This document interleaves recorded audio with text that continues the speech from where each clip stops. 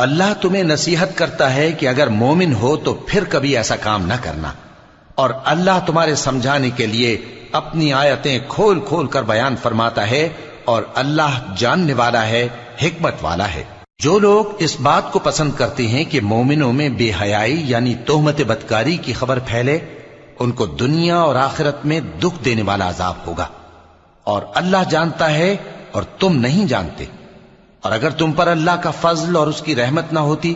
تو کیا کچھ نہ ہوتا، مگر وہ کریم ہے، اور یہ کہ اللہ نہایت مہربان ہے، رحیم ہے۔ مومنوں، شیطان کے قدموں پر نہ چلنا، اور جو شخص شیطان کے قدموں پر چلے گا تو شیطان تو بے حیائی کی باتیں اور برے کام ہی بتائے گا۔ اور اگر تم پر اللہ کا فضل اور اس کی مہربانی نہ ہوتی تو ایک شخص بھی تم میں پاک نہ ہو سکتا، مگر اللہ جس کو چاہتا ہے پاک کر دیتا ہے، اور اللہ